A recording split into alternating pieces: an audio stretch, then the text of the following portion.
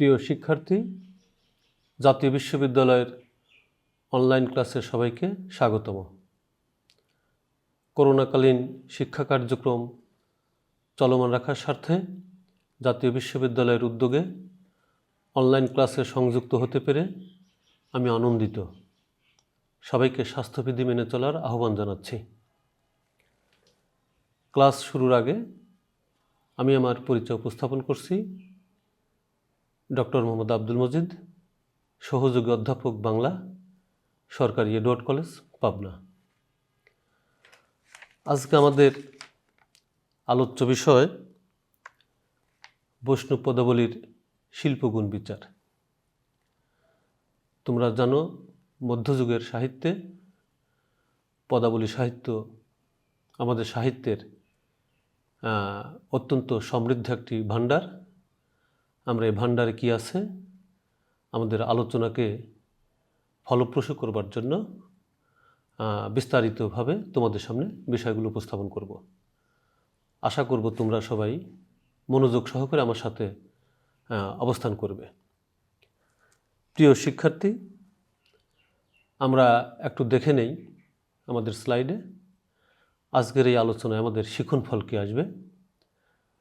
আমরা আমাদের আলোচনাকে ভারবাহী করার জন্য, এর গুরুত্ব এবং তাৎপর্যকে সুনিপুণ করার জন্য আমরা নিম্নের শিখন ফল তুলে ধরবার চেষ্টা করছি।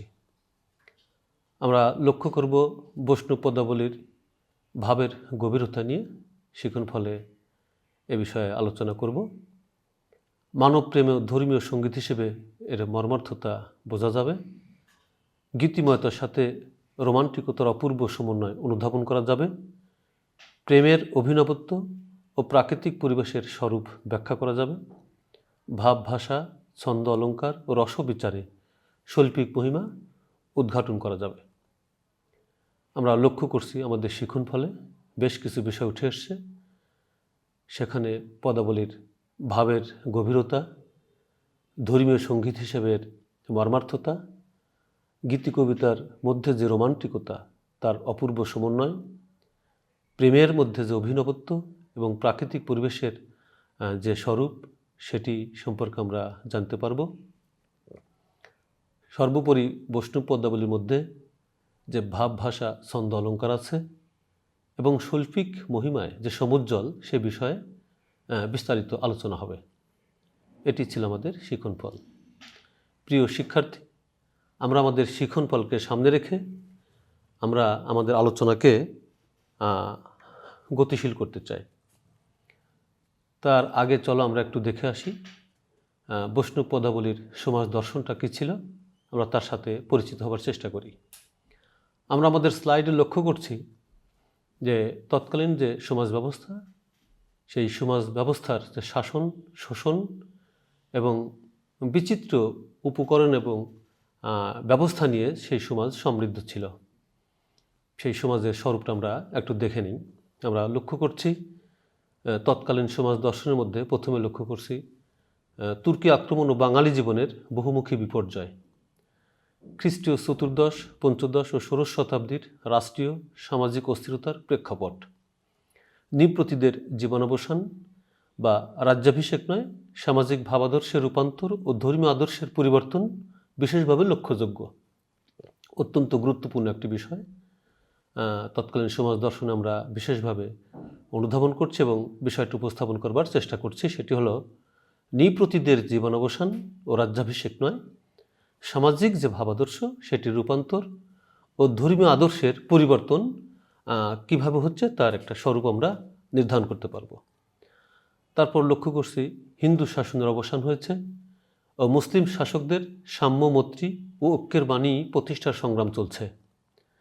তারপর আমরা লক্ষ্য করছি দেবতাদের পরিবর্তে মানব শক্তির মহিমা প্রকাশের ধারা প্রজ্জ্বল।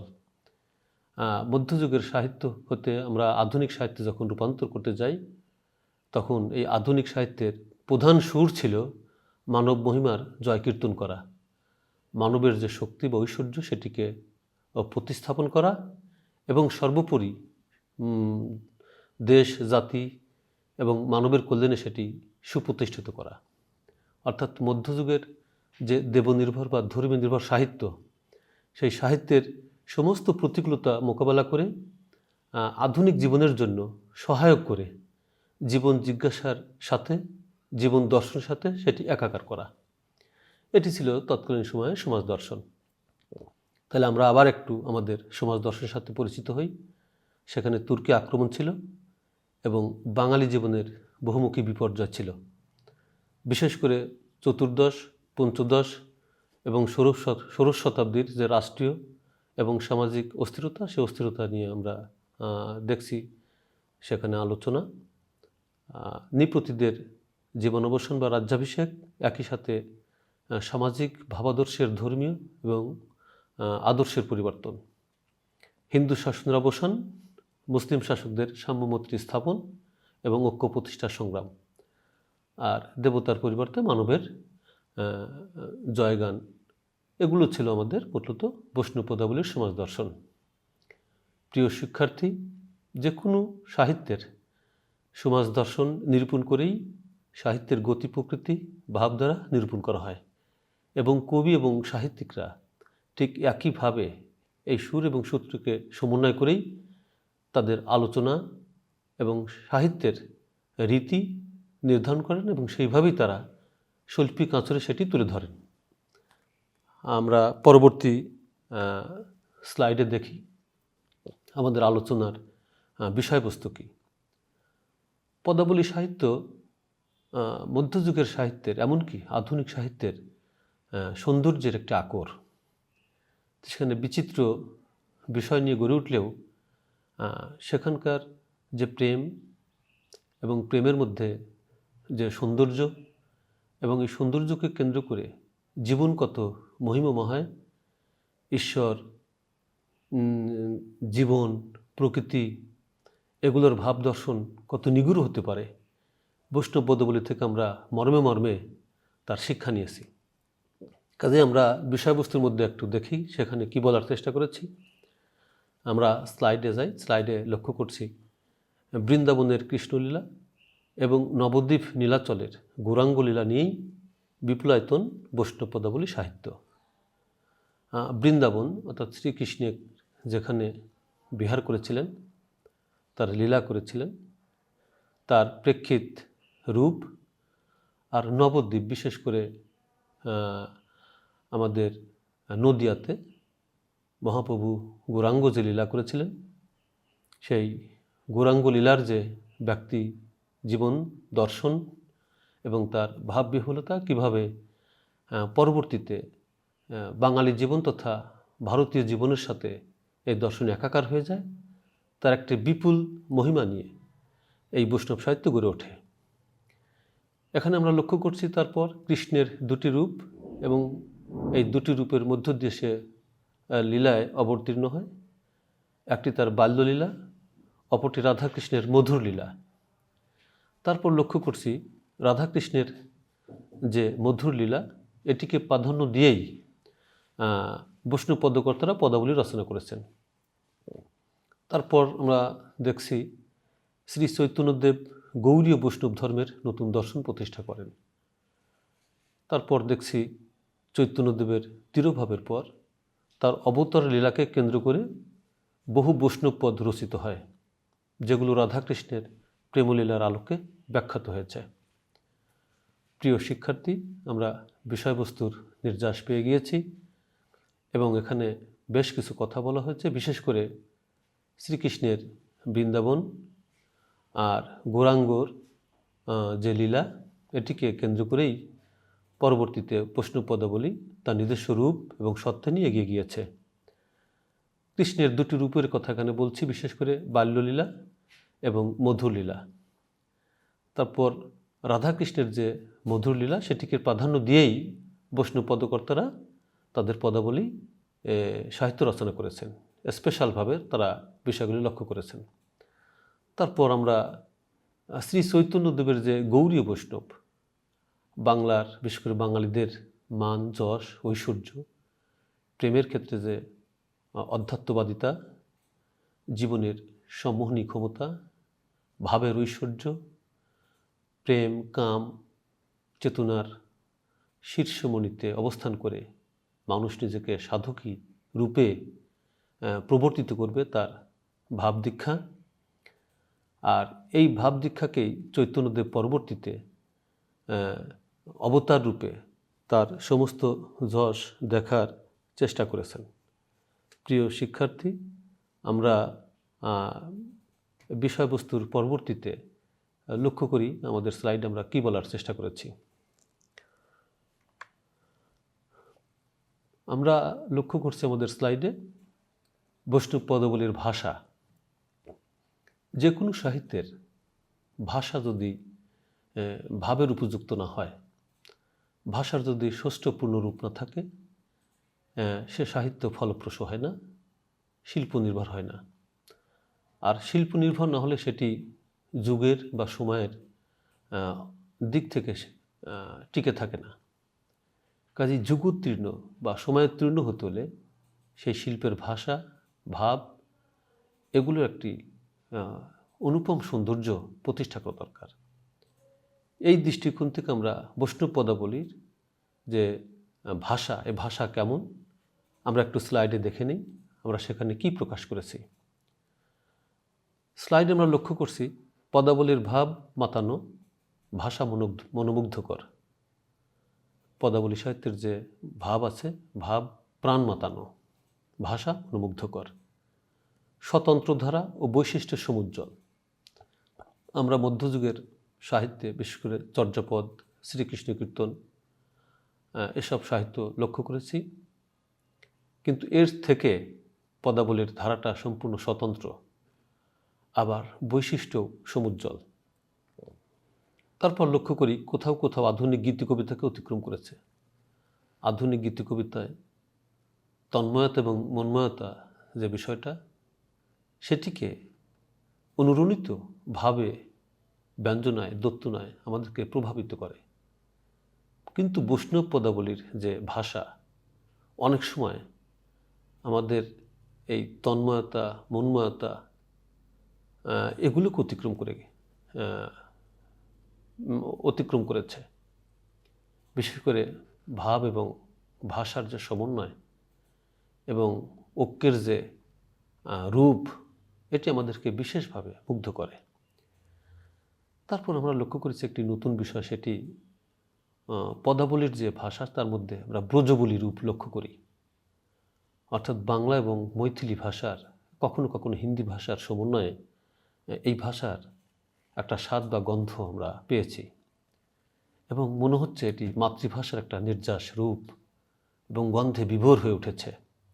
আমাদের ভাষার সহজ সরল, সাবলীল এবং প্রাণস্পর্শী হওয়ার ক্ষেত্রে অপূর্ব বিস্তার করেছে। অর্থাৎ ভাষার সহজ সরল রূপ অথচ প্রাণ মাতানো, মনোমুগ্ধকর ভাবের নিরীক্ষায়, ভাষার ঐশ্বর্যে সেটি আমাদের মনোগ্রাহী করেছে। নিঃসন্দেহে বৈষ্ণব পদাবলীর ভাষা আমাদের সবার দৃষ্টিকে অতিক্রম করে ভাবের জগতে একটা দোত্তনা সৃষ্টি করেছে। প্রিয় শিক্ষার্থী, আমরা লক্ষ্য করি যে আমাদের ভাব, ভাষা এবং এই ভাষার রূপ এবং রূপায়ণ কীভাবে সমন্বয় করার চেষ্টা করেছি। আমরা পরবর্তীতে লক্ষ্য করব যে আমাদের আলোচনার বিষয় কিভাবে দাঁড় করিয়েছি। আমরা লক্ষ্য করছি বৈষ্ণব মত প্রধানত রূপধর্ম। এই বৈষ্ণব মত প্রধানত রূপধর্ম, এটি আলোচনা করতে গিয়ে আমরা বিশেষ কিছু রূপের আশ্রয় নিয়েছি, ভাবের আশ্রয় নিয়েছি। সাহিত্যের যে আঙ্গিক আছে, এই আঙ্গিক সৌন্দর্যই বিষয়বস্তুর স্বভাব এবং শক্তিকে প্রণোদনা যোগায়।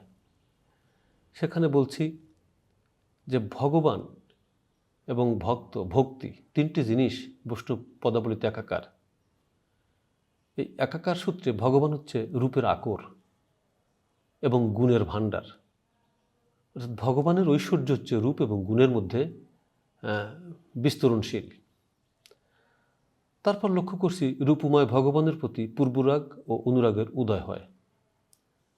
যে ভগবানের যে রূপ, এর দুটি বিভাগ আছে, একটি পূর্বরাগ, একটি অনুরাগ। পূর্বরাগ থেকে ভাবের উদয় এবং অনুরাগের ভিতর দিয়ে সেটা আস্তে আস্তে মিশে যায়। পূর্বরাগ এবং অনুরাগের মাধ্যমেই জীবাত্মা এবং পরমাত্মার স্বরূপ উপলব্ধি করা যায়। আমরা আমাদের আত্মাকেন্দ্রিক যে ভাব দর্শন, বিশেষ করে পদাবলিতে দুটো ভাব দর্শনের কথা বলা হয়েছে। অবশ্যই ভাব দর্শনের মধ্যে প্রতিকায়ন করা হয়েছে রাধা এবং কৃষ্ণকে নিয়ে। রাধা জীবাত্মা, কৃষ্ণ পরমাত্মা। এই রাধা ভাব অর্থাৎ জীবাত্মার ভাবটা হচ্ছে মহাভাব। এই মহাভাবের ভিতর দিয়েই কৃষ্ণের স্বরূপ উপলব্ধি করা হয় এবং কৃষ্ণের গুণে রঙে রঙায়িত হতে হয়। যারা রঙায়িত হতে পারে তারাই জীবনে তার ভাব সাধনার ক্ষেত্রে সাধকের রূপে সার্থক হয়ে ওঠে। তারপর লক্ষ্য করেছি যে মিলন পিপাসু বিরোহী আত্মার যে করুণ আর্তনাদ, আবেগ, করুণ, এই বিষয়গুলো আমরা রাধিকার চরিত্রের মধ্যে বিশেষভাবে লক্ষ্য করছি। রাধিকা সবসময় কৃষ্ণকে পাওয়ার জন্য ব্যাকুল এবং কৃষ্ণের রূপে সে অস্থির হয়েছে। কৃষ্ণ রূপে, কৃষ্ণের মুগ্ধে রাধিকা একাকার হয়ে গেছে। অর্থাৎ সৃষ্টি তার স্রষ্টার কাছে মিশে যাবার জন্য এই যে বিহ্বলতা, আকুলতা, এটি রাধার মধ্য দিয়ে জীবাত্মার স্বরূপ প্রকাশিত হয়েছে। তারপর আমরা এখানে লক্ষ্য করছি একটি খণ্ড আত্মা, অর্থাৎ একটা বিশেষ আত্মার যে প্রক্রিয়াগত রূপ একটা নির্বিশেষ আত্মার সাথে, অর্থাৎ অসীম আত্মায় ধাবিত হবার জন্য তারা ছুটে চলেছে। এই যে ভাব, ভালোবাসা, মোহ, ভক্তি, এগুলোর নির্যাস রূপই হচ্ছে ভগবানকে পাওয়ার একটা আকুল প্রচেষ্টা এবং ভাবে উদ্দীপনায় ব্যাকুল হয়ে ওঠা।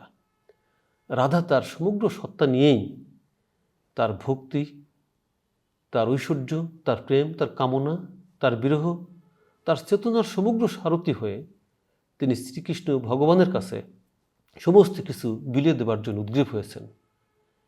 নিষ্কাম প্রেমের যে একটা রূপ এবং রূপের যে মাধুর্য, এই মাধুর্য রাধার মধ্যে সবসময় ক্রিয়াশীল ছিল। এর জন্য বলা হচ্ছে যে পদাবলীর যে ভগবান, এ ভগবান সৃষ্টির সমগ্র সত্তার আধার এবং সৌন্দর্যের ঐশ্বর্যধারী ক্ষমতাধর একটা রূপ। এই সৌন্দর্য বা ঐশ্বর্য বা ক্ষমতাকে বিভিন্নভাবে নিরূপণ করার জন্য বা তাকে ধারণ করবার জন্য রাধার প্রচেষ্টা অব্যাহত ছিল। প্রিয় শিক্ষার্থী, আমরা পরবর্তী স্লাইডে দেখছি আমাদের যে পদাবলীর যে রূপ আছে বা পদাবলীর যে বিন্যস্ত রূপ আছে, বিশেষ করে ভাব, ভাষা এবং চারিত্রিক যে সুষমা, সেটি কিভাবে বিন্যস্ত করা হচ্ছে আমরা আমাদের স্লাইডে একটু দেখে আসি। আমাদের আলোচনাকে ত্বরান্বিত করার জন্য আমরা আমাদের বিষয়বস্তুকে কিভাবে সাজিয়েছি একটু দেখি আমাদের স্লাইডে। পদাবলী সাহিত্য অন্তর্মুখী ভাবের প্রকাশ। আধুনিক সাহিত্যের রূপও কিন্তু অন্তর্মুখী। ভাব যত গভীর হয়, মানুষের চেতনা যত জীবনমুখী হয়, ঐশ্বর্যমুখী হয়, সে তত অন্তর্মুখী হয়।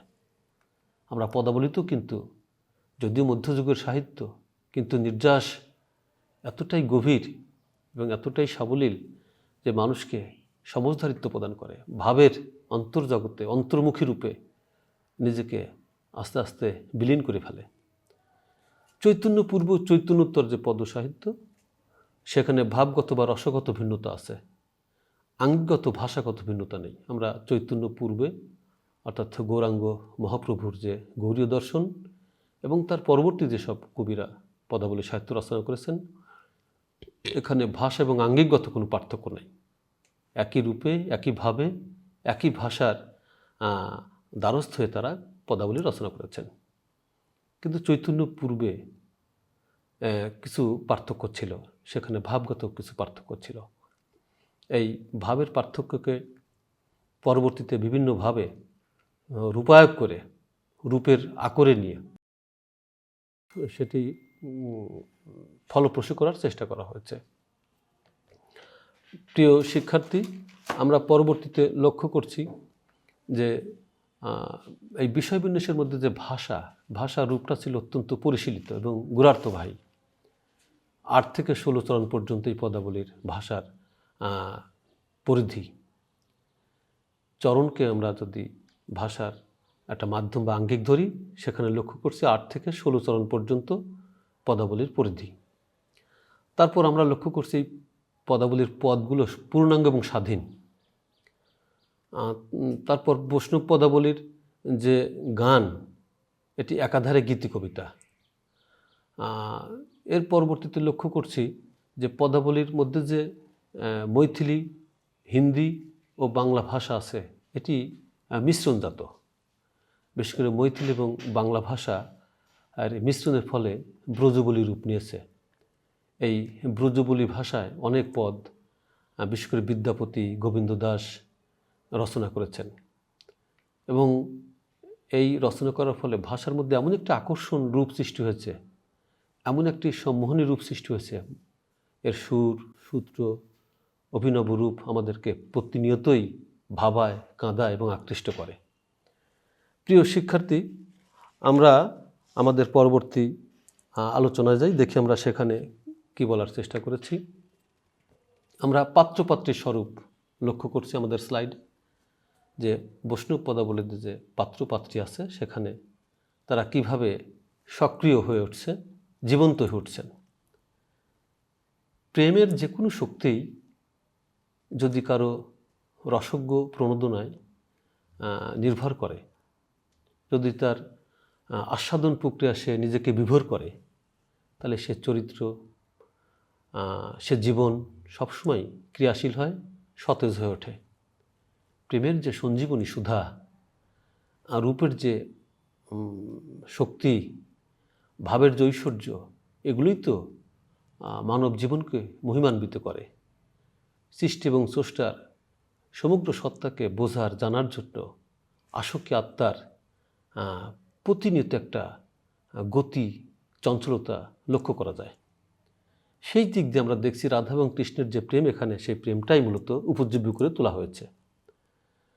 তারপর লক্ষ্য করছি রাধা এখানে টোটালি একটা প্রতীকায়ন চরিত্র এবং জীবাত্মার প্রতীক, আর কৃষ্ণ পরমাত্মার প্রতীক, স্বয়ং প্রভু। তারপর আমরা পাত্রপাত্রীর স্বরূপের মধ্যে লক্ষ্য করি যে এখানে যে প্রেমের ধর্ম, শুধু প্রেমিক নয়, প্রেমাস্পদ, পরস্পরকে আত্মস্থ করতে আকুল হয়। শুধু প্রেম তার শাশ্বত রূপে প্রেমিক প্রেমিকার মধ্যে সেটি ক্রিয়াশীল নয়, এটা প্রেমাস্পদ, অর্থাৎ প্রেমের মধ্যে যে অতিশয় স্নিগ্ধ রূপ। এই প্রেম মানুষকে কত ঐশ্বর্য দান করে, তার আত্মিক চেতনাকে, ভাবের সম্মোহনীকে কীভাবে জাগ্রত করে। প্রেমের কাছে যে মানুষ কত কাতর, অসহায়, এবং তার সৌন্দর্য নিরূপণের ক্ষেত্রে মানুষ যে কত আকর্ষণীয় শক্তির রূপ, আকর্ষণীয় ভাবের প্রতীক, রাধা এবং কৃষ্ণের প্রেমে বৈষ্ণব পদাবলী চমৎকার করে উপস্থাপন করেছেন।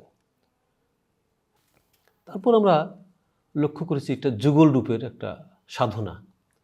কৃষ্ণ এবং রাধিকা একাকার, এই প্রেমের মধ্যে কোনো পার্থক্য নাই। সৃষ্টি এবং স্রষ্টা যখন একাকার হয়ে যায়, আমাদের সুফির ভাষায় বলা হয়েছে ফানাফিল্লা বাঁকাবিল্লা, তখন এর মাঝখানে আর কোনো কিছুই থাকে না, কারোই কোনো চাওয়া পাওয়ার থাকে না। পরস্পর একটা শক্তি নিয়ে, প্রেমের ঐশ্বর্য নিয়ে, যশ নিয়ে এক হয়ে যায়। তখন জীব এবং পরমের মধ্যে কোনো পার্থক্য থাকে না। এই যে মহাভাব ধারণ এবং এই মহাভাবের পেছনে রাধিকার যে শক্তি, রাধিকা নারীরূপের যে আদ্যশক্তি, সেই আদ্যশক্তির সমস্ত সত্তাই যুগলরূপে কৃষ্ণকে আঁকড়ে ধরে, তাকে আকর করে একটা মহাধ্যানে, মহাভাবে, কৃষ্ণের প্রেমে রাধিকা নিজেকে আত্মসমর্পণ করেছে। এই আত্মসমর্পণ করার মধ্যেই প্রেমের ঐশ্বর্যটা মূলত ক্রিয়াশীল। প্রিয় শিক্ষার্থী, আমরা আমাদের আলোচনায় লক্ষ্য করব যে বৈষ্ণব পদাবলী ভাবের ক্ষেত্রে কতটা সার্থক। এক্ষেত্রে আলোচনার পূর্বে আমি আমার স্লাইডে একটু লক্ষ্য করি, তোমরা দেখার চেষ্টা করো সেখানে কি বলছি। প্রথমে বলার চেষ্টা করছি যে কবির হৃদয়ের গভীর অনুভূতি ও মননশীলতা লক্ষণীয়। কবির যে হৃদয় থাকে, এই হৃদয়ে যে অনুভূতি থাকে, এই অনুভূতিকে মননশীল প্রক্রিয়ায় সমুজ্জ্বল করে তুলেছেন বৈষ্ণব কবিরা। তারপর লক্ষ্য করছি পাত্রপাত্রীর হৃদয় অনুভূতি, উপযুক্ত পরিবেশ বা ভাবমণ্ডল সৃষ্টির ক্ষমতা ক্রিয়াশীল। কবি মাত্রেই তিনি একদিকে স্রষ্টা, অন্যদিকে দ্রষ্টা। অন্তর্জীবন দিয়ে যে দেখা, হৃদয়ের যে অনুভূতি সৃষ্টি করা, সেই প্রেমকে স্বকীয় বা মোহনীয় করে তুলবার জন্য যে প্রকৃতির আবেশ বা আকর্ষণ দরকার, বৈষ্ণব কবিরা সেদিক দিয়ে বেশ পারদর্শী ছিলেন। তারপর আমরা লক্ষ্য করছি যে বৈষ্ণব কবিদের যে প্রেম এবং প্রকৃতি, এটি একাকার, একটা বিশেষ মেলবন্ধনে এটিকে বিচিত্র ব্যঞ্জনায় এবং স্বভাব ধর্মে পরিশীলিত করা হয়েছে। তারপর প্রকৃতির যে সম্মোহনী শক্তি এবং আকর্ষণ, এই আকর্ষণ প্রেমের মধ্যে যে রূপ এবং প্রকৃতি, অর্থাৎ অন্তরাত্মা এবং বাহিরাত্মার সাযুজ্যমানতা, ধীররূপ, সমীচীনতা, এগুলো নির্ধারণ করেই কবিতার জগৎ সৃষ্টি করা হয়েছে। সেখানে প্রকৃতির মধ্যে আমি লক্ষ্য করছি যমুনা পুলিন, কদম্বতল, তমালের ঘনছায়া, আবৃত্ত কুঞ্জ, নানা ছলে বারবার দেখা, নানা রকম লুকোচুরির মধ্য দিয়ে এক অনুকূল পরিবেশ সৃষ্টি হয়েছে, যা রাধা ভাবকে অভিসম্পাদ ও অনির্বচনীয় করে তোলা হয়েছে। এই যে কবির মুন্সিয়ানা, বৈষ্ণব কবিদের যে শৈল্পিক ক্রিয়াকর্মের ক্ষেত্রে তাদের যে পারদর্শিতা, পারঙ্গমিতা, এগুলো আমাদেরকে বিভিন্ন ভাবের, বিভিন্ন রূপের সম্যজ্ঞানে বিভূষিত করে। কাজেই ভাবের দিক থেকে বৈষ্ণব কবিরা খুবই সচেতন এবং ক্রিয়াশীল। কোনো কোনো পদে বেশ সুন্দর এর ব্যাপারে তুলেও ধরা হয়েছে, যেমন বলা হচ্ছে রাধা এবং কৃষ্ণের প্রেমের যে বিরহীর আকুলতা বা ভাব, সেখানে কবি এভাবে প্রকাশ করার চেষ্টা করেছেন যে আমার পরাণ যেমতি করিছে সেমতি হোক সে। আবার রাধিকা তার বিরহী ভাবকে কৃষ্ণের কাছে বিভিন্ন রূপে তুলে ধরেছেন এভাবে যে আমার বধুয়া আন বাড়ি যায় আমার আঙিনা দিয়া। এই যে রাধিকার আকুতি, এই আকুতির যে সন্নিবেশিত রূপ, এই রূপের মধ্যে যে তার আকাঙ্ক্ষা, এবং এই আকাঙ্ক্ষা পরবর্তীতে রূপ ধর্ম হয়ে পরম সত্যে প্রেমের একটা স্বর্গীয় শক্তিতে রূপান্তরিত হয়েছে। ফলে বৈষ্ণব কবিদের ভাব এবং কবিতার ভাষার ঐশ্বর্য খুবই চমৎকার। আমরা পরবর্তী আলোচনায় লক্ষ্য করি, সেখানে কি বলছি, আমরা বৈষ্ণব কবিতার মধ্যে রসের কথা বলার চেষ্টা করব। তার আগে একটু স্লাইডে যাই, দেখে আমরা কি কি রসের কথা বলেছি। আমরা আমাদের স্লাইডে 5টি রসের কথা পাচ্ছি: শান্ত, দাস্য, সখ্য, বাৎসল্য, মধুর। এই 5টি রস। রস হচ্ছে একটা আস্বাদন প্রক্রিয়া, কবিতার সঞ্জীবনী সুধা।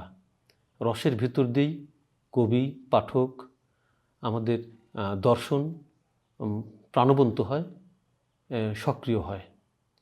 এখানে 5টি রস, রাধা এবং কৃষ্ণের প্রেম, ভগবান এবং ভক্তি, এর মধ্যে যে লীলা, এই লীলার যে যশ, এই যশকে ফুটিয়ে তোলা হয়েছে। শান্ত রস সম্পর্কে কবি বলেছেন, মোর মনে হয় বিজুরি হইয়া রহি জড়াইয়া ও মেঘে যায়া। অর্থাৎ মেঘের মধ্যে যে বিজুরির খেলা, রাধা এবং কৃষ্ণের প্রেমটাও ঠিক এরকম। জ্ঞানদাস তার একটি পদে এভাবে ব্যাখ্যা করার চেষ্টা করেছেন। আবার দাস্য প্রেমে গোবিন্দ দাস বলেছেন যে সেবা দিয়া করো অনুচর, তু মেরে হৃদয়কে রাজা। অর্থাৎ তুমি রাজার মহতী আসনে নিজেকে আবির্ভাব করো, আমি তোমার প্রজারূপে সেখানে সেবা দিয়ে ধন্য হই। তারপর সখ্যরাস সম্পর্কে চণ্ডীদাস একটি পদে বলছে, ভানু কোমল বলি সেহ হেনু নহে, হিমে কোমল মরে ভানু সুখে রহে। অর্থাৎ রাধিকা কৃষ্ণের প্রেমে সমস্ত সত্তা বিসর্জন দিয়েছে, কিন্তু কৃষ্ণ রাধিকার শুধু একার প্রেমে মশগুল নয়, তিনি ধরিত্রীর সমগ্র প্রেমের সাথে একাকার। তিনি যেহেতু মহা ঐশ্বর্যবান, সমস্ত শক্তির আধার, ফলে রাধিকার একার প্রেমে তিনি সন্তুষ্ট নন। প্রকৃতির বা সৃষ্টির সমস্ত প্রেমের মধ্যেই সে ক্রিয়াশীল হতে চায়। ফলে রাধিকা সাময়িক বিরহী এই রূপ বা দুঃখ কাতরতার যে জীবন, সেই জীবন নিয়ে তিনি সবসময় চিন্তিত নন। তবে রাধিকা বা জীবের যে প্রেম, এই প্রেমের সাথে তিনি যুগল মূর্তিতে যুগলভাবে সহানুভূতি প্রদর্শনেও অভ্যস্ত। কিন্তু শুধু রাধিকার প্রেম, শুধু রাধিকার দুঃখ বা বিরহী রূপ বা তাপ, এই তাপ নিয়ে কৃষ্ণ সবসময় সক্রিয় নন। তিনি জগৎকে রক্ষা করবার জন্য সমস্ত শক্তির মধ্যেই আধার রূপে ক্রিয়াশীল। তারপর লক্ষ্য করছি মধুর রূপ। এমন প্রীতি কভু দেখি নাই শুনি, পরাণে পরাণে বান্ধা আপনা আপনি। চণ্ডীদাস বলেছেন যে এই যে প্রেমের স্বকীয়তা বা মোহনীয়তা বা প্রেমের ঐশ্বর্য, এই প্রেম ইহলোকে এর দৃষ্টান্ত কম। তার কারণ আত্মার সাথে আত্মার যে ক্রিয়াকর্ম, ভাবের সাথে ভাবের যে ক্রিয়াকর্ম, সাধারণ মানুষের পক্ষে এটি সম্ভব নয়। ফলে রাধা এবং কৃষ্ণের যে যুগল প্রেম, মহাভাব, এই ভাবের মধ্যে এটি সম্পূর্ণ করেই নিষ্পন্ন করা সম্ভব। মধুর প্রেমে এটি এভাবেই উপস্থাপন করা হয়েছে। বাৎসল্য প্রেমের কথাও চণ্ডীদাস বলেছেন, তুমি মোর পতি, তুমি মোর গতি, মনে নাহি আন ভয়। কৃষ্ণ যেহেতু প্রভু, স্বয়ং অবতার ভগবান, সে কখনো পিতা, কখনো মাতা, কখনো স্বামী, কখনো ভাই, কখনো ভগ্নী, বিচিত্র রূপে, বিচিত্র অভিধায় তিনি সবার কাছে এক এক রূপে এক একভাবে নিজেকে সমর্পণ করেছেন। ফলে রসবিচারেও বৈষ্ণব কবিরা সার্থক এবং যথেষ্ট দক্ষতার পরিচয় দিয়েছেন। পরবর্তীতে আমরা লক্ষ্য করি, কি আলোচনা করছি, আমরা দেখছি যে অলঙ্কার সৌষ্ঠব কেমন আমাদের এই বৈষ্ণব কবিতায়। বৈষ্ণব কবিতা অলঙ্কার সৌষ্ঠব বেশ মানানসই। আমরা আমাদের স্লাইডে লক্ষ্য করছি, সেখানে দেখানোর চেষ্টা করছি চিত্রকল্প, অনুপ্রাস, উপমা, শ্লেষ, অতিশয়োক্তি, বিচিত্র বা বিভিন্ন অলঙ্কারের সমবিহারে বা সজ্জিত রূপে বেশ সৌষ্ঠবপূর্ণ হয়েছে আমাদের এই বৈষ্ণব পদাবলী। চিত্রকল্পে আমরা দেখছি সেখানে একটি বিষয়, কানুর প্রীতি চন্দনের রীতি ঘোষিল সৌরভময়, বেশ চমৎকারভাবে চিত্রকল্প উপস্থাপন করা হচ্ছে। অনুপ্রাসের দৃষ্টান্তে আমরা দেখানোর চেষ্টা করছি এভাবে, কঞ্জ চরণ যুগ যাবক রঞ্জন খঞ্জ গঞ্জন মঞ্জিরো বাজে। উপমায় বলছি, জল বিনু মিন যেন কবুহু না জিয়ে, মানুষে এমন প্রেম কোথা না শুনিয়ে। শ্লেষে বলছি, কহই পুনু পুনু করত হুঙ্কার, হরিনাম জানি না করপাচার বা করপচার। এই যে অলঙ্কার সৌষ্ঠবের মধ্যে কবিদের যে ভাবের সাথে ভাষার সাথে অলঙ্কারের সঞ্জীবনী সুধা, এটা শুধু কবির কবিত্ব নয়, বৈষ্ণব সাহিত্যের ঐশ্বর্য বৃদ্ধি করেছে। আমরা বৈষ্ণব পদাবলীর এই যে আলোচনা, ভাব, ভাষা, আমাদের ছন্দ, অলঙ্কার, পাত্রপাত্রীর স্বরূপ, প্রেমের ক্ষেত্রে স্রষ্টা সৃষ্টি, ভগবান, ভক্তি, মানুষ, জীবন, কর্ম ইত্যকার বিষয়, প্রত্যেকটি ক্ষেত্রে আমরা লক্ষ্য করছি বৈষ্ণব কবিরা তাদের মনের মাধুরী দিয়ে, তাদের প্রজ্ঞা দিয়ে, ঐশ্বর্য দিয়ে, তাদের চিন্তার যশ দিয়ে আমাদেরকে সমৃদ্ধি দান করেছেন। বৈষ্ণব পদাবলীর অলঙ্কার সম্বন্ধে ক্ষুদিরাম দাসের আমরা মন্তব্যটা দেখি আমাদের স্লাইডে, কি বলার চেষ্টা করেছি। প্রিয় শিক্ষার্থী, লক্ষ্য করো, মঙ্গল কাব্যের মূল স্রষ্টা সমাজ, পদাবলীর স্রষ্টা নিবৃত্তবাসী কবি ব্যক্তি, ক্রমে সম্প্রদায়গত বৈশিষ্ট্য ধীরে ধীরে এর মধ্যে অনুপ্রবিষ্ট হয়েছে। কবির অন্তরঙ্গ আবেগ, অনুভূতি, ভাব, ভাষা, সুর, রস, ছন্দ, অলঙ্কার, চরণবন্ধ, অবয়ব সব কিছু মিলিয়ে পদাবলী একটি স্বতন্ত্র ধারা। আমরা পূর্বেও আলোচনা করেছি যে চর্যাপদ বা শ্রীকৃষ্ণ কীর্তনের মতো নয়, বৈষ্ণব পদাবলী প্রেমের ক্ষেত্রে সঞ্জীবনী সুধা দান করেছে। ক্ষুদিরাম দাসের মন্তব্য সত্যতা প্রমাণ করে যে পদাবলীর ভাব, ভাষা, ছন্দ, অলঙ্কার এবং নিভৃতবাসী কবিমনের যে আকুতি এবং মনের মাধুরী এই কাব্যিক সৌন্দর্যকে যথেষ্ট ভাবে উদ্দীপনায় ঐশ্বর্য দান করেছে। প্রিয় শিক্ষার্থী, আমরা আমাদের আলোচনার নির্যাসে যে বিষয়গুলো উপস্থাপন করছি সেটি হলো, তোমরা লক্ষ্য করো স্লাইডে বলছি, বৈষ্ণব কবিরা প্রেমরস ও ভক্তির যে উৎসধারা খুলে দিয়েছেন, তাতে মানব জীবন হয়েছে রসসিক্ত, আস্বাদন প্রাসী। তারপর লক্ষ্য করো, পদাবলীর প্রাণরস ও শিল্প সৌন্দর্যে রবীন্দ্রনাথ নজরুল সহ অনেক আধুনিক কবি মুগ্ধ হয়েছেন। রবীন্দ্রনাথ তো বলেইছেন, সত্য করে কহ হে বৈষ্ণব কবি, কোথা তুমি পেয়েছিলে এ প্রেম ছবি, কোথা তুমি পেয়েছিলে এ প্রেম গান, হেরি কাহার নয়ন রাধিকার অশ্রু আঁখি পড়েছিল মনে। ফলে রবীন্দ্রনাথ নজরুল এরাও বৈষ্ণব পদাবলীতে মুগ্ধ হয়েছেন। তারপর আমরা লক্ষ্য করছি পদাবলীর যে ভাবন মদনা, সেটি আমাদের সঞ্জীবিত, উজ্জীবিত, প্রস্ফুটিত, প্রভাবিত করেছে। তারপর বলার চেষ্টা করছি পদাবলীর ভাব, ভাষা, ছন্দ, অলঙ্কার ও চিত্রকল্প অতুলনীয়। এরপর আমরা লক্ষ্য করছি মধ্যযুগের যে কাব্য সাহিত্যের ধারায় সুষমামণ্ডিত নয়, এটি আধুনিক কাব্যে আসলেও একটি চমকপ্রদ ঘটনা। অর্থাৎ পদাবলী সাহিত্য শুধু মধ্যযুগের সাহিত্যের মধ্যে নয়, আমাদের আধুনিক সাহিত্যের ক্ষেত্রেও একটি চমকপ্রদ বিষয়, আকর্ষণীয় বিষয়। ফলে বৈষ্ণব পদাবলী আমাদের বাংলা সাহিত্যের যুগোত্তীর্ণ, যুগভাব, সমাজ, জীবন, দর্শন সব কিছু মিলেই বাংলা সাহিত্যের ভাণ্ডার একটি সমৃদ্ধময় বিষয়। প্রিয় শিক্ষার্থী, ছিল আমাদের আজকের আলোচনা।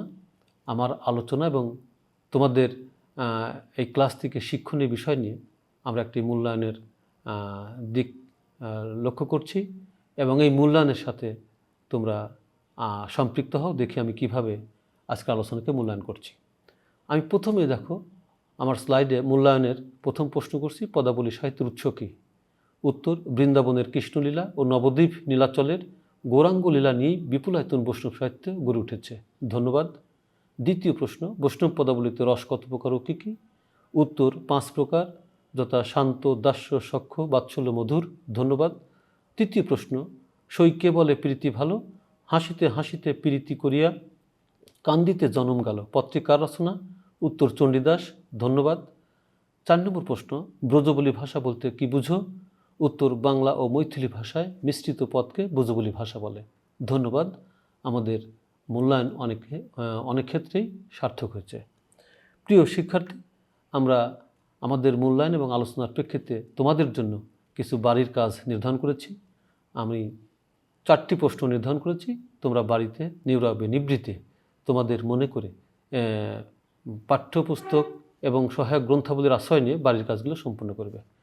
প্রথম প্রশ্নটি করেছি, বৈষ্ণব পদাবলীর আধ্যাত্মিকতার স্বরূপ আলোচনা করো। আমাদের আলোচনায় বলেছি। দ্বিতীয় প্রশ্ন, বৈষ্ণবদের মতে ভগবানের স্বরূপ ব্যাখ্যা করো। ভগবান, ভক্তি এবং ভক্ত বৈষ্ণব প্রেমে একাকার, তাদের স্বরূপ, তাদের প্রকৃতি, তাদের জীবন সাধনা এই প্রশ্নের মধ্যে আলোচনা করবে। তৃতীয় প্রশ্ন, বৈষ্ণব পদকর্তা বিদ্যাপতির সম্বন্ধে আলোচনা করো। বিদ্যাপতি সম্পর্কে, বিদ্যাপতির পদ সম্পর্কে একটা আলোচনা রাখা হচ্ছে। 4 নম্বর প্রশ্ন, চণ্ডীদাসের রাধার প্রধান বৈশিষ্ট্যের সময় আলোচনা করো। চণ্ডীদাস যে রাধার বিভাব, যুগলরূপ এবং ক্রমব্যাপ্তি নিয়ে আলোচনা করেছেন, রাধার বাল্যলীলা থেকে শুরু করে কৃষ্ণ প্রেমের মধ্যে আত্মসমর্পণের যে মিলন পিপাসু বিরোহী রূপ, এ পর্যন্ত রাধার ক্রমব্যাপ্তি, এ সম্পর্কে আলোচনা করা হয়েছে। ফলে এই বাড়ির কাজ তোমরা নির্ধারণ করবে এবং আলোচনা করবে। পরবর্তীতে এই আলোচনাকে ফলপ্রসূ করবার জন্য আমাদের সমগ্র বিষয়কে আলোচনার মধ্যে নিয়ে এসে কিছু সহায়ক গ্রন্থের আমরা আশ্রয় নিয়েছি এবং আশা করব এই সহায়ক গ্রন্থগুলো তোমরা তোমাদের সহায় করে বা তোমাদের মতো করে পড়াশোনা করার চেষ্টা করবে। আমি 5টি বইয়ের নাম দিয়েছি। প্রথম বইটি দেখো, নীলরতন সেন, বৈষ্ণব পদাবলী পরিচয়, নবপর্যায়। 2 নম্বর, ব্রজেন্দ্রনাথ ভট্টাচার্য, পদাবলী পরিচয়। 3 নম্বর, সুকুমার সেন, চর্যাকৃতি পদাবলী। 4 নম্বর, হরেকৃষ্ণ মুখোপাধ্যায়, পদাবলী পরিচয়। 5 নম্বর একটি গ্রন্থ, সেটি হলো অতুলচন্দ্র মুখোপাধ্যায়ের গৌরী বৈষ্ণব কাব্য। গ্রন্থগুলো বৈষ্ণব পদাবলী আলোচনার জন্য খুবই সহায়ক এবং গঠনমূলক। বৈষ্ণব পদাবলী সাহিত্যের মান, যশ, ঐশ্বর্য এবং কবিদের বিচিত্র ভাব, আরাধনা, জীবন, প্রকৃতির দর্শন ইত্যাকার বিষয় নিয়ে এসব গ্রন্থ আলোচনা আছে। আশা করি গ্রন্থগুলো তোমরা নীরবে নিবৃতে এবং মনোযোগ সহকারে পাঠ করে তোমাদের ভাবের উপযোগী করবে। এই ছিল আমাদের আলোচনা। পরিশেষে তোমরা সবাই ভালো থেকো, সুস্থ থেকো।